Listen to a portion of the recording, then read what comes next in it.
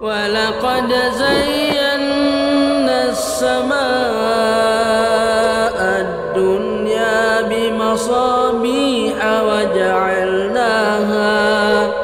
وجعلناها رجوما للشياطين وأعتدنا لهم عذاب السعير وللذين كفروا بربهم عذاب جهنم وبئس المصير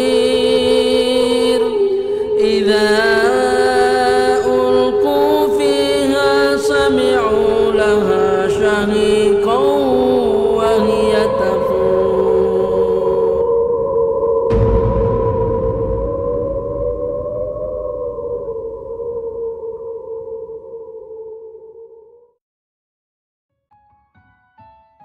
Bismillahirrahmanirrahim. Assalamualaikum warahmatullahi wabarakatuh.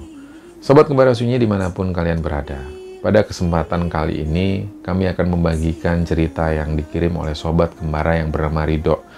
Dan sebelum kita masuk ke ceritanya, untuk teman-teman yang nonton tayangan ini dan belum subscribe, jangan lupa untuk subscribe lebih dulu agar channel Kembara Sunyi ini lebih berkembang lagi, dan kami lebih bersemangat lagi dalam membuat konten-konten terbaru di Kembara Sunyi. Dan untuk teman-teman yang telah mendukung kami sejauh ini, kami mengucapkan terima kasih banyak.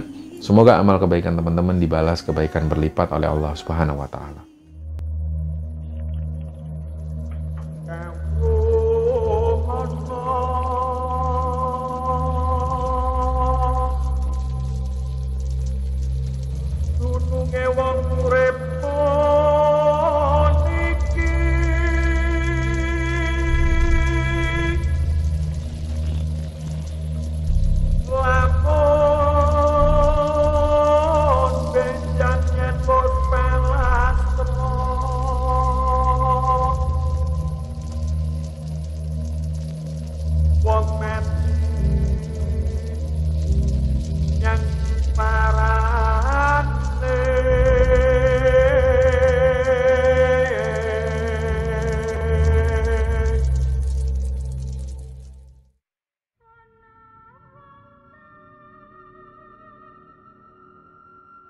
Cerita ini dikirim oleh Sobat Kembara, namanya Mas Ridho.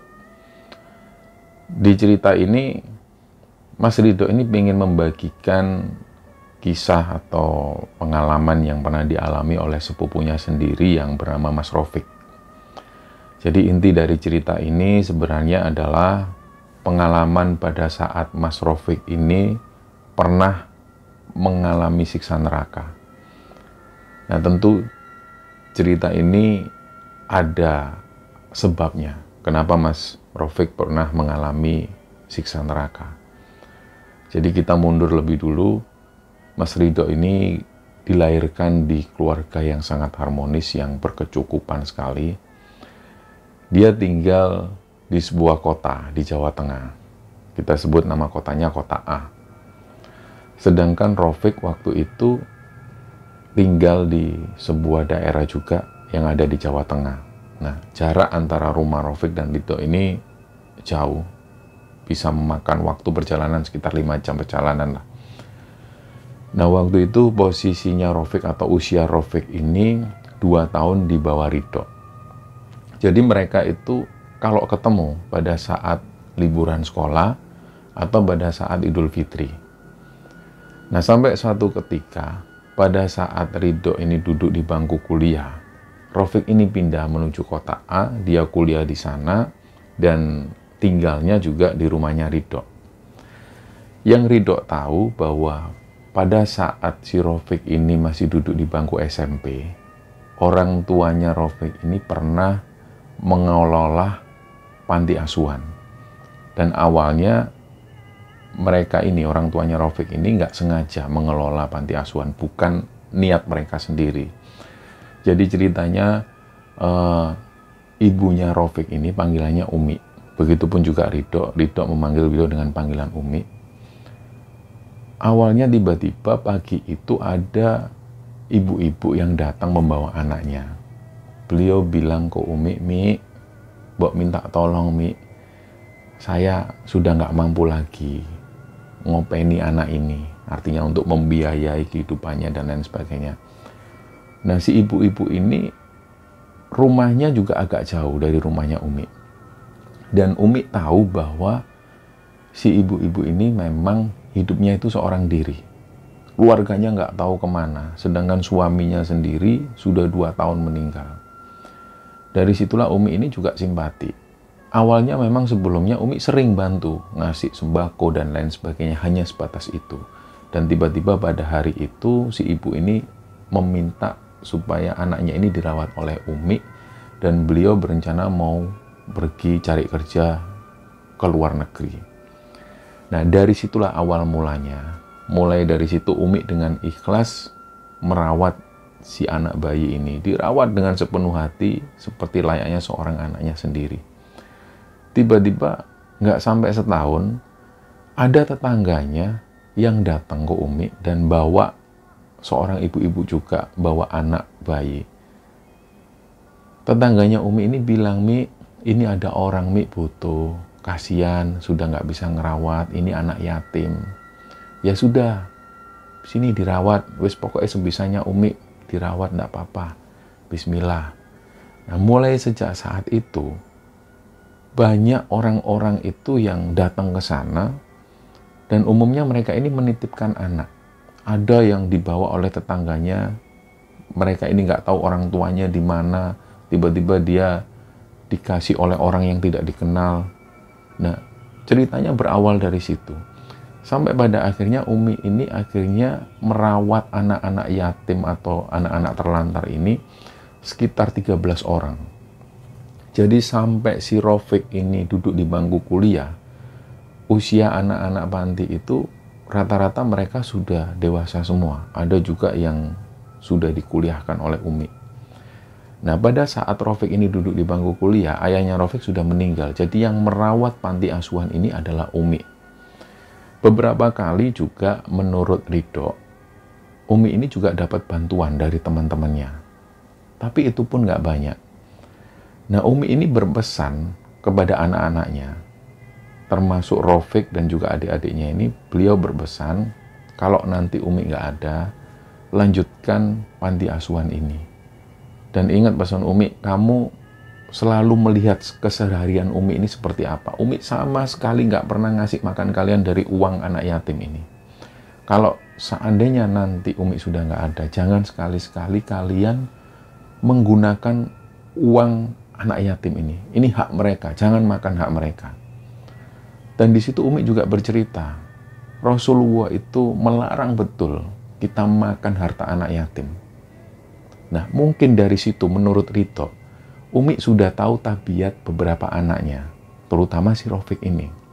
Rofik memang dikenal dari SMA itu, dia ini agak bandel.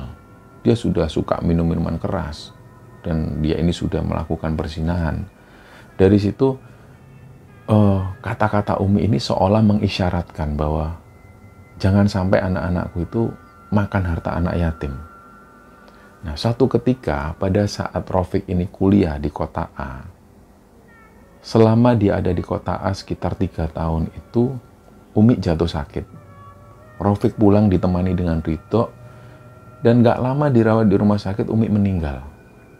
Nah, Ridho tahu bahwa Umi ini pernah berwasiat supaya anak-anaknya Umi, terutama Rofik, karena Rofik ini anak pertama, pada saat merawat panti asuhan ini harus benar-benar ikhlas dan jangan sampai makan harta anak yatim. Jadi Ridho merasa juga ikut bertanggung jawab untuk mengingatkan Rofik. Fik, eling loh, eling, umimu pernah ngomong seperti ini. Ingat-ingat, itu wasiat umimu. Jangan sampai kamu sama adik-adikmu makan harta anak yatim. Nah, waktu itu Rofik hanya diam. Yang dia pikirkan, mana bisa aku ngerawat anak-anak yatim ini sendirian. Apalagi aku masih kuliah, Dok. Sudah, kalau nanti butuh apa-apa, biar ibuku yang bantu ke sini. Nah, setelah meninggalnya Umi, ibunya Ridho ini terpaksa menuju ke sana. Selain untuk merawat panti asuhan, selain itu juga untuk merawat adik-adiknya Rofik yang masih sekolah. Nah, disitulah ibunya Ridho ini mulai menjalankan operasional panti asuhan uang itu kembali ditata dengan rapi, dan sekaligus juga untuk mengajari Rafiq dan adik-adiknya supaya ke depan ketika ibunya Ridho kembali ke rumah, Rafiq dan adik-adiknya bisa menjalankan panti asuhan ini dengan baik. Nah, singkat cerita, sekitar 2 tahun setelah itu, ibunya Ridho merasa Rafiq dan adik-adiknya sudah bisa merawat panti asuhan ini. Akhirnya kembalilah ibunya Ridho ke rumah, ke kota A itu, dan mulai panti asuhan ini diambil alih oleh Rafiq dan adik-adiknya. Tapi yang berperan penuh di panti asuhan ini adalah Rafiq. Bahkan Rafiq ini dijuluki Ustadz oleh orang-orang yang ada di sana. Ridho sendiri, dia tahu tabiat sepupunya itu seperti apa. Meskipun Rafiq ini dipanggil Ustadz oleh orang-orang di sekitarnya, tapi mohon maaf, menurut Ridho sendiri, Ridho tahu persis si Rafiq ini agamanya kurang. Bahkan dalam hal sholat, dia ini masih sering bolong dan bahkan sering meninggalkan sholat. Inilah yang dikhawatirkan oleh Ridho dan juga orang tuanya Ridho. Apa bisa Rafiq ini menjalankan panti asuhan ini dengan baik? Ternyata selama 1 tahun dipegang oleh Rafiq, panti asuhan ini tetap berjalan dan bahkan bisa berkembang. Di situ Ridho dan ibunya merasa bersyukur juga. Ya alhamdulillah lah, yang penting Rafiq bisa menjalankan panti asuhan ini dengan baik. Terus suatu ketika Ridho dapat kabar Rafiq ini menikah dengan seorang perempuan yang Ridho sendiri nggak tahu Rafiq kenal dari mana dengan perempuan ini. Singkat cerita, setelah Rafiq menikah dengan perempuan ini, istrinya Rafiq juga tinggal di sana. Dan singkat cerita, sampai Rafiq ini punya anak, dia masih ngurusi panti asuhan tersebut, dan panti asuhan ini masih berjalan dengan baik. Tiba-tiba suatu ketika, istrinya Rafiq ini nelpon ke ibunya Ridho. Dia ini juga manggil ibunya Ridho dengan panggilan Umi. Umi, Silvi mau cerita. Jadi istrinya Rafiq namanya Silvi. Silvi mau cerita, Umi. Cerita apa, nak? Ini loh, mohon maaf Umi, Silvi nggak mau buka aib suami Silvi sendiri. Yang pertama karena Silvi ini sudah nggak punya orang tua. Bingung mau curhat kemana, lebih baik sama Umi aja. Umi ini sudah kami anggap ibu kami sendiri. Iya, kenapa, nak? Barulah di sini Silvi cerita bahwa selama Silvi menikah dengan Rafiq dan sampai mempunyai 2 orang anak, Silvi ini sering melihat Rafiq itu jalan dengan perempuan lain. Dan bahkan dia sering dapat laporan bahwa Rafiq ini sering memasuki lokalisasi bersama teman-temannya yang lain. Dan bahkan urusan-urusan seperti mabuk-mabukan dan narkoba ini juga masih sering dilakukan oleh Rafiq. Ketika ibunya Ridho mendengar cerita dari Silvi ini, otomatis ibunya Ridho cerita ke Ridho. Di situ Ridho menjelaskan ke ibunya, Mi, sebenarnya Ridho ini sudah tahu Rafiq itu seperti apa. Dari zaman SMA memang sudah seperti itu. Bahkan kuliah juga nggak berhenti. Bahkan ketika Rafiq ini ngurusi panti asuhan tersebut, sebenarnya Ridho ini juga bertanya-tanya, Rafiq ini apa sudah berhenti minum, apa sudah berhenti main perempuan? Ternyata setelah dilapori oleh istrinya Rafiq sendiri, disitulah Ridho baru menyadari bahwa Rafiq ini belum berhenti dari hal-hal maksiat semacam itu. Nah, di situ ibunya Ridho ini atau uminya Ridho ini bilang ke Ridho, sudah leh, kamu ke sana. Nasihati sepupumu itu. Bagaimanapun juga kamu yang lebih tua dari Rafiq. Kamu nasihati gimana baiknya lah. Akhirnya hari itu berangkatlah Ridho menuju ke sana. Dan awalnya Ridho ini hanya bersilaturahmi. Pada satu kesempatan Ridho ngajak Rafiq menuju ke tempat makan dan minum. Di situ setelah makan dan minum, Ridho tanya, gimana panti asuhan? Beres atau gimana? Di situ Rafiq bilang bahwa urusan panti asuhan beres, nggak ada masalah sama sekali. Barulah Ridho masuk ke permasalahan seputar apa yang dilakukan Rafiq selama ini terhadap istrinya. Dia bilang, kamu itu mbok berhenti lereno urusan-urusan main perempuan. Gak bosen apa kamu dari zaman kuliah kok kayak gitu? Apalagi kamu di sini ini jadi panutan masyarakat. Kamu dipanggil Ustadz, apa kamu nggak malu? Di luar panti asuhan ini kamu mabuk-mabukan, kamu main perempuan, bahkan kamu selingkuh dari istrimu sendiri. Kamu itu niduri orang yang bukan hakmu. Jadi ini perempuan-perempuan yang gak halal, sedangkan istrimu sendiri ini istri yang halal, dia baik, ikut ngurusi panti asuhan, malah kamu sia-siakan. Apa kamu gak malu? Terutama sama almarhumah umimu yang selalu pesan bahwa kamu harus jaga panti asuhan ini baik-baik. Nah, di situ tanggapan Rafiq ini biasa.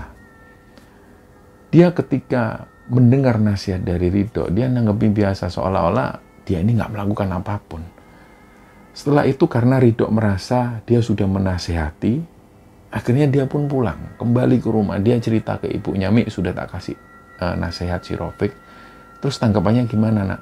Ya wis biasa aja, tahulah Rafiq seperti apa karakternya. Mulai sejak saat itu, Ridho dan keluarga ini nggak mau ikut campur urusan Rafiq dan keluarganya, termasuk juga urusan panti asuhan.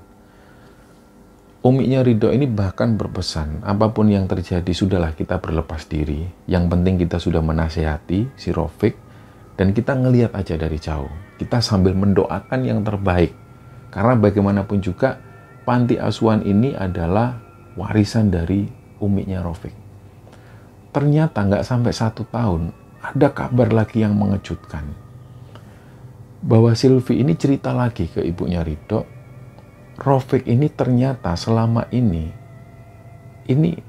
mempergunakan uang dari anak yatim. Jadi sumbangan-sumbangan dari donatur, masukan dari donatur itu hampir 50% ini digunakan untuk kehidupan sehari-hari si Rafiq. Padahal Rafiq ini punya usaha sendiri. Nah, Silvi sendiri ini baru tahu setelah dia menikah dengan Rafiq selama 4 tahunan, baru dia ketahui sendiri ada kebocoran-kebocoran dalam pengelolaan keuangan panti asuhan ini. Jadi dari cerita Silvi inilah, uminya Ridho ini hanya berpikir, astagfirullahaladzim, kenapa kok sampai bisa kayak gini? Kenapa kok kita ini juga kecolongan? Bahkan istri Rafiq sendiri ini pun juga kecolongan. Yang dipertanyakan oleh Silvi, uang ini kemana, digunakan untuk apa? Usaha yang digeluti Rafiq pun juga nggak berkembang. Selain itu juga nggak ada apapun yang bisa dibeli oleh Rafiq. Misalnya kalau memang Rafiq itu membeli mobil, kelihatan mobilnya, tapi waktu itu nggak ada apapun di rumah. Jadi besar kemungkinan menurut Silvi, uang yang digunakan oleh Rafiq ini, yang diselewengkan ini digunakan untuk halal maksiat. Seperti membeli narkoba, jenis sabu-sabu, untuk sewa perempuan. Nah, dari situ, Ridho ini sudah benar-benar nggak terima. Ini anak sudah kurang ajar. Dia kembali lagi menuju ke sana. Ditegurlah si Rafiq, kamu nggak bisa kayak gini terus. Bagaimanapun juga almarhumah umimu itu juga umiku. Kamu nggak bisa menyelewengkan harta anak yatim seperti ini. Ini efeknya nanti untuk kamu dan keluargamu. Nah, Rafiq ini berdalih. Dia bilang bahwa uang ini juga hakku juga. Aku yang bisa mengelola. Intinya pada saat dinasihati oleh Ridho, Rafiq ini selalu berkelit. Dia bilang bahwa ini uang sah yang tak gunakan. Ini juga hak kami. Nah, mendengar penjelasan dari Rafiq, Ridho kembali pulang. Dan di situ dia sudah benar-benar muak dengan apa yang dilakukan Rafiq. Sampai satu ketika, Silvi ini cerita lagi ke uminya Ridho. Suatu sore Rafiq ini pulang bersama seorang perempuan. Dia bilang ke istrinya, Dek, ini ada mbak-mbak, dia mau kerja ngurusi panti asuhan. Nah, Silvi sendiri nggak tahu perempuan ini dari mana, Mas Rafiq kenal di mana. Karena Silvi ini istri yang baik, penurut, dia nurut. Oh iya Mas. Nah, selama beberapa hari ya, si Silvi ini kerja dengan perempuan ini, namanya Ana. Dia ngurusi panti asuhan juga. Suatu hari, pada saat Ana ini sudah kerja di sana sekitar 2 mingguan, Silvi itu pergi berbelanja untuk keperluan panti asuhan. Sepulangnya dari belanja, Silvi ini dipanggil oleh salah satu anak panti. Dia perempuan, dia bilang ke Silvi, dia panggilnya Umi. Kenapa? Aku lihat Abi sama Tante Ana pacaran. Langsung di situ si Silvi ini merasa deg. Pacaran maksudnya gimana? Karena dia ini masih anak-anak yang ngomong ini, masih belum dewasa. Maksud pacaran itu seperti apa? Terus akhirnya Silvi tanya, pacaran gimana maksudnya? Iya, Abi tadi peluk-pelukan sama Tante Ana di samping kamar. Nah, langsunglah pada saat itu Silvi negur Rafiq, didudukkanlah Rafiq dan juga Ana. Maksud kalian apa? Kalian ini ngapain selama ini nggak ada aku? Nah, Rafiq ini berkelit lagi. Dia bilang bahwa yang dilihat anak-anak itu nggak sebenarnya apa yang mereka lihat. Kami itu nggak berpelukan. Waktu itu aku ini ngangkat barang, terus Mbak Ana ini bantuin. Nah, alasan Rafiq seperti itu. Tapi Silvi nggak begitu mudahnya percaya. Beberapa hari setelah itu, Silvi ini pergi berbelanja lagi. Ketika dia baru sampai pasar, Silvi lupa ada beberapa catatan penting yang nggak dia bawa. Dan catatan ini memang harus dibawa ke toko, karena diperlukan oleh toko. Dia baliklah lagi ke rumah. Pada saat dia balik, suasana rumah ini sepi. Anak-anak panti ada di dalam kamarnya. Terus yang membuat Silvi ini merasa ganjil dan aneh, Mas Rafiq sama Mbak Ana ini kemana? Dia langsung curiga. Ternyata kamarnya ini dalam keadaan terkunci. Langsung Silvi ini gedor-gedor pintu. Mas, keluar mas, keluar mas. Gak lama kemudian Rafiq keluar. Betapa kagetnya Silvi melihat Rafiq dan Ana ini sudah ada di dalam kamar. Dan tentu mereka sudah melakukan hubungan selayaknya suami istri. Barulah di situ singkat cerita, Silvi ini langsung menginterogasi Rafiq dan Ana. Dan barulah di situ Silvi tahu bahwa Ana ini ternyata mantan pacar dari Rafiq di zaman SMA. Dan status Ana waktu itu adalah janda anak satu. Disitulah Silvi benar-benar kecewa. Dia sudah nggak kuat lagi. Dia pergi dari rumah menuju ke rumahnya Ridho. Di sana Silvi nangis. Dia cerita ke umiknya Ridho. Dia ceritakan semua. Dan disinilah akhirnya Silvi menceritakan semua.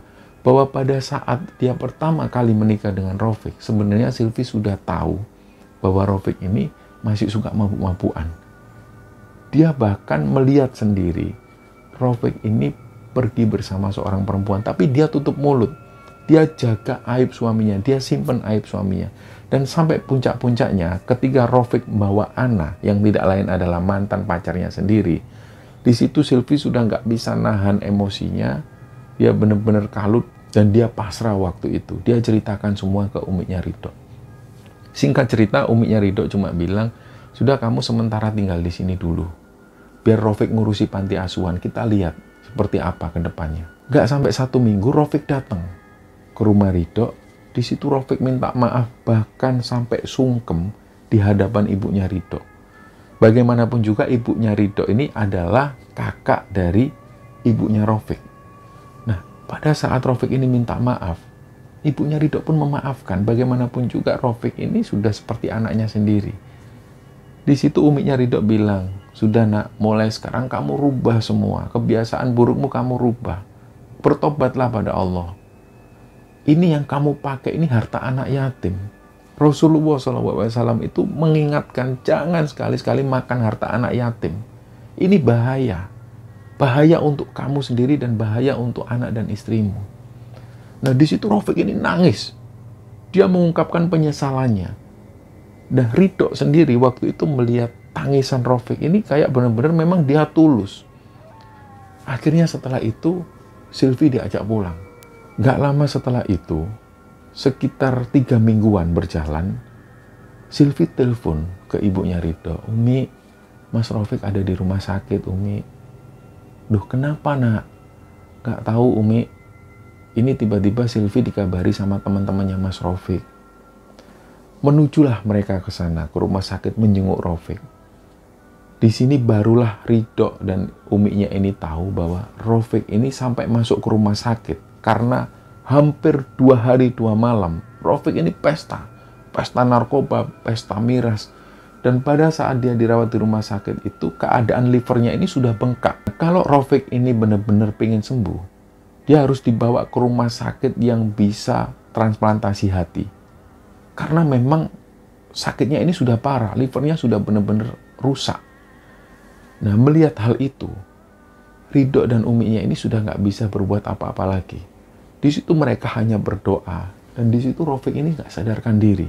Setelah 15 hari Rafiq nggak sadarkan diri, dia bangun. Dia buka mata. Pertama kali Rafiq buka mata, dia nangis sesungguhan. Dia nangis. Langsung dia ini narik tangannya Ridho.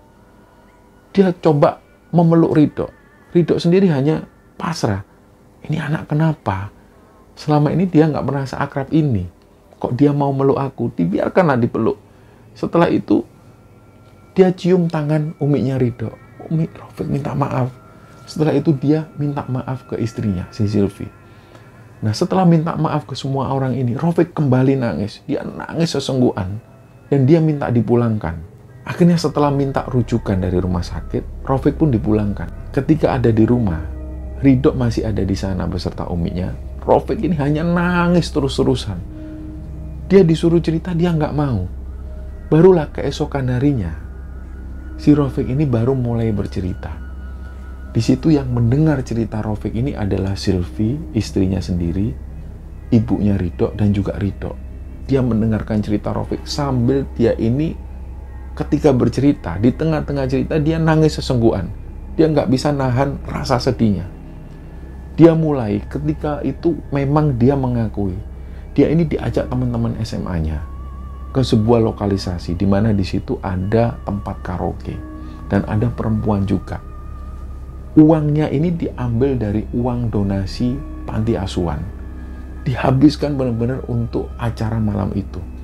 Memang dia ini minum, mabuk dan juga main perempuan di sana selama 2 hari 2 malam. Selain itu juga Rafiq dan teman-teman ini sudah mengenal pengelola karaoke di situ.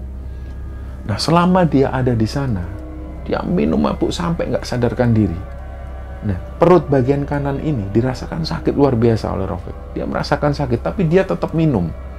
Sampai satu ketika, dia melihat ada bayangan putih, celak. Tiba-tiba dia nggak sadarkan diri. Nah, pada saat itulah mungkin Rafiq ini sudah dibawa ke IGD. Tapi yang dia rasakan, dia nggak ingat apapun, tiba-tiba dia merasakan ada hawa panas. Hawa panas ini tiba-tiba dirasakan Rafiq semakin panas. Nah, pada saat itulah dia melihat ada kobaran api yang menyala-nyala.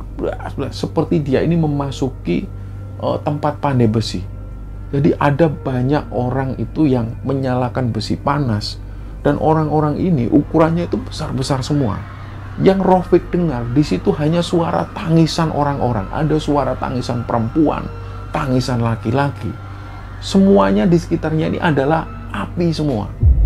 Pada suatu ketika dia ini ditarik oleh 2 sosok bayangan hitam, ditarik dengan keras. Dan waktu itu Rafiq bisa melihat kakinya ini sudah melepuh dengan api.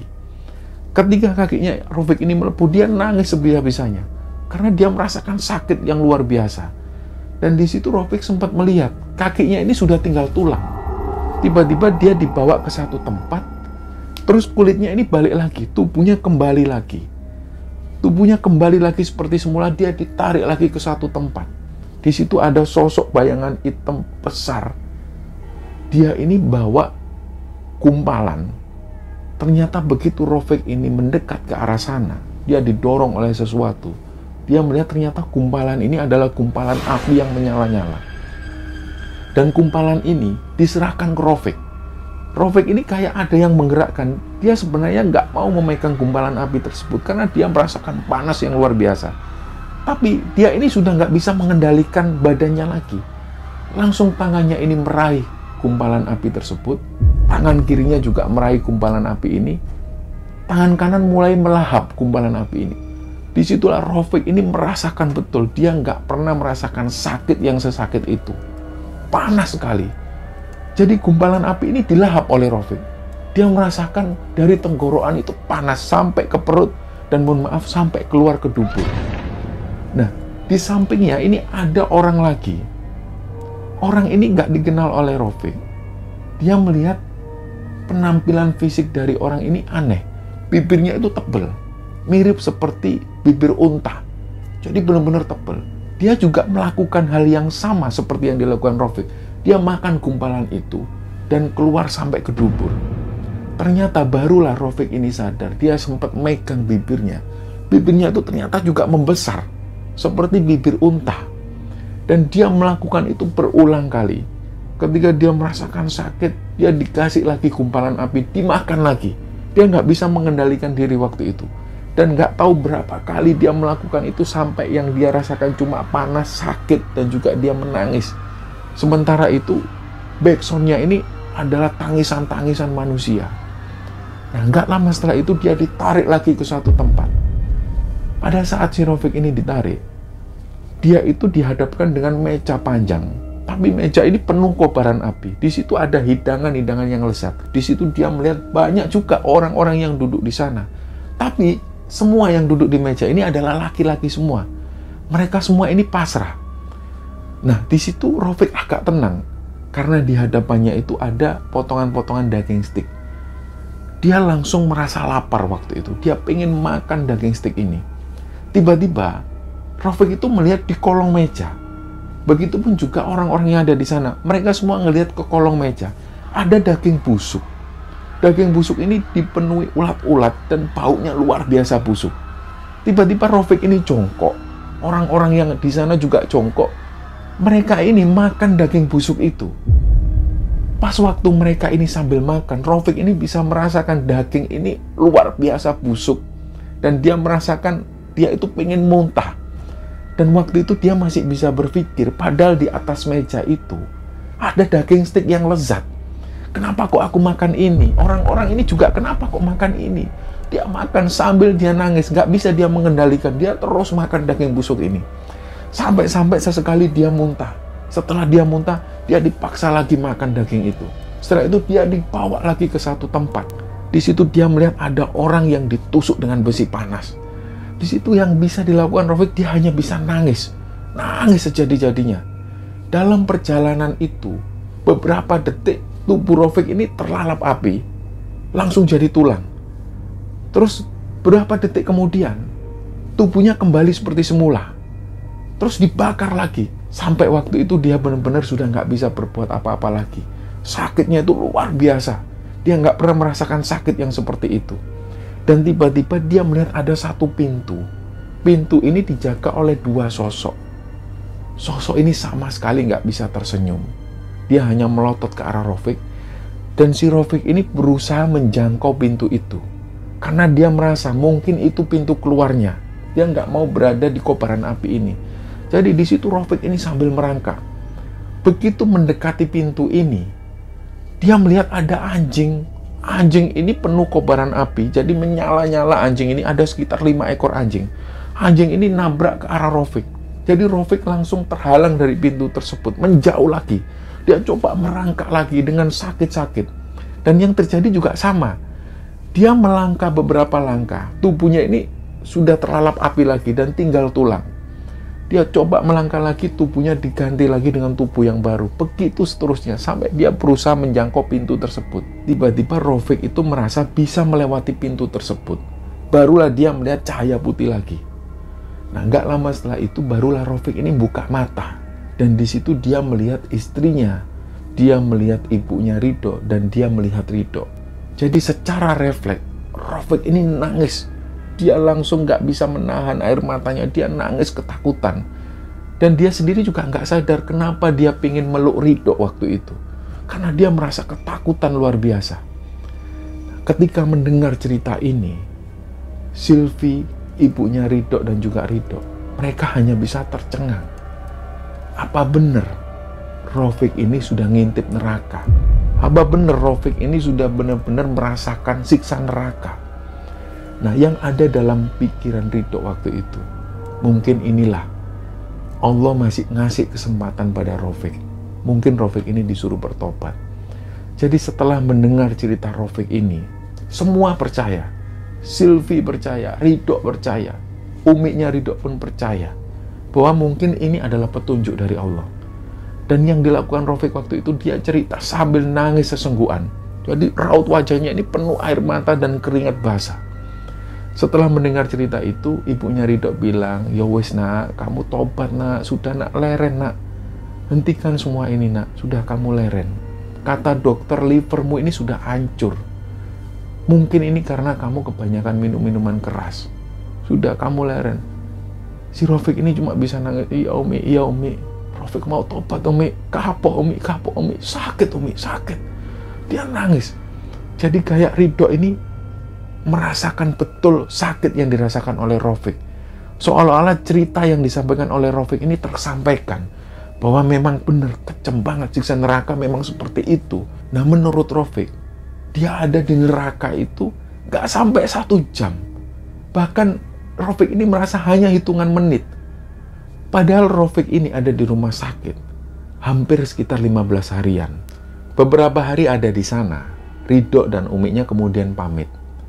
Mereka pamit kembali pulang ke kota A. Dan hampir setiap hari ibunya Ridho ini selalu nelpon Silvi. Gimana Dok suamimu? Alhamdulillah Umi, ini Mas Rafiq sudah bisa jalan, sudah bisa beraktivitas. Jadi menurut Silvi, Rafiq waktu itu sudah nggak bisa berdiri lagi. Dia hanya bisa duduk. Dan kemana-mana itu selalu didorong dengan kursi roda. Pada saat itulah Silvi melihat Rafiq ini berubah drastis. Dia selalu bangun malam, dia sholat tahajud. Pada saat dia ini membacakan Al-Fatihah, belum sampai selesai surat Al-Fatihah ini, dia berhenti, dia nangis sesungguhan. Jadi seolah-olah dia ini mengakui semua dosa-dosanya. Jadi di situ Silvi melihat pertobatan Rafiq ini memang benar-benar tulus dan dia sudah benar-benar taubatan nasuha. Nah tiba-tiba pada satu hari sebelum Uminya Ridho ini telepon Silvi, Silvi itu telepon lebih dulu. Kejadiannya ba'da subuh. Bahkan Uminya Ridho ini belum melepas mukena setelah beliau sholat. Telepon ini akhirnya diangkat oleh Uminya Ridho. Kenapa Dok? Umi, Mas Rafiq masuk rumah sakit lagi.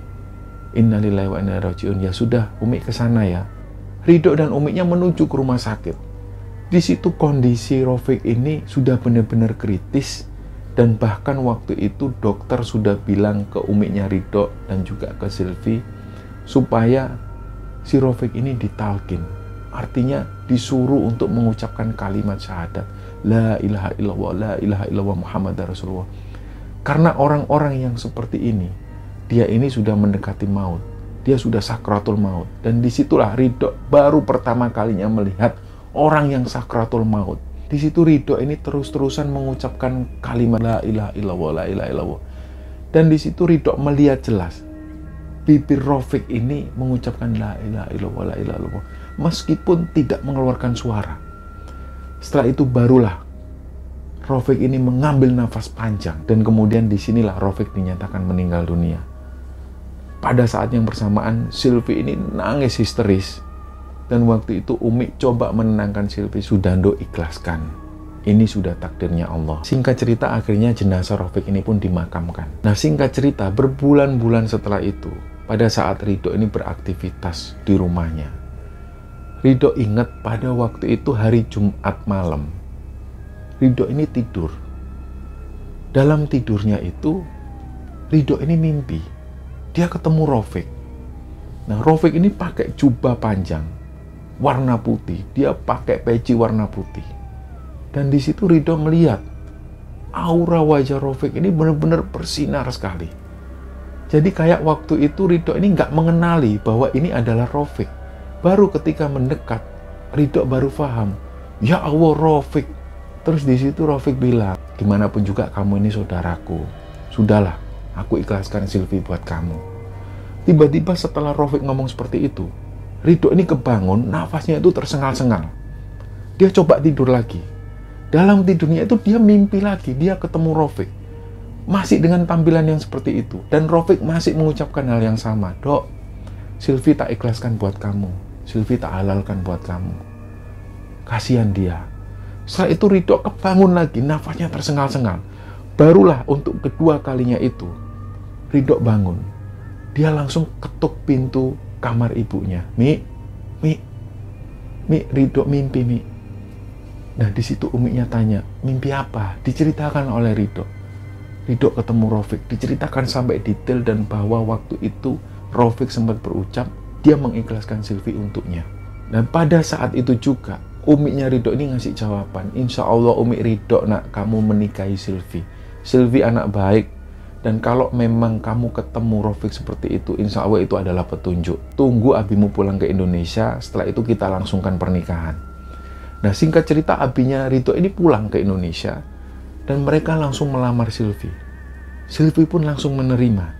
Ternyata setelah Ridho dan Sylvie ini menikah, disinilah Ridho ini tahu Sylvie ini ternyata juga mimpi hal yang sama. Jadi sebelum Ridho melamar Sylvie, dia sempat ketemu dengan Rafiq. Rafiq ini pakai jubah putih, persis seperti yang dimimpikan oleh Ridho. Nah, pada saat itu, yang diungkapkan oleh Rafiq ini hanya sepatah kata.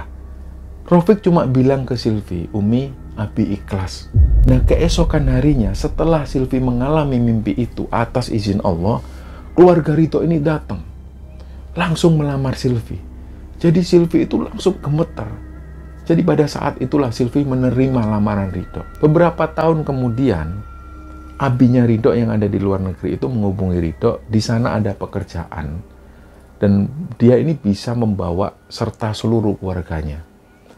Nah, akhirnya melalui pertimbangan yang sangat matang, mereka semua akhirnya menyerahkan panti asuhan ini diurusi adiknya Rafiq. Dan semenjak itu Ridho dan keluarganya dan juga umiknya Ridho ini pergi ke luar negeri. Sampai hari ini mereka tinggal di sana. Dan cerita inilah teman-teman yang dibagikan oleh Ridho kepada Kembara Sunni. Dan tentu cerita ini dibagikan oleh Ridho kepada Kembara Sunni semata-mata supaya kita semua bisa mengambil hikmah dan bisa mengambil pelajaran dari cerita ini.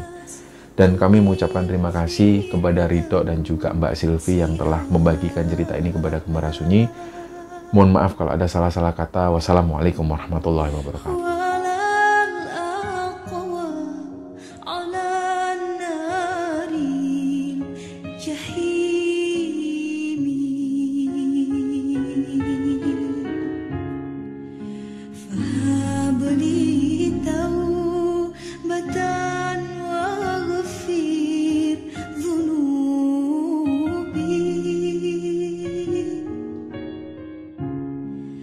فإن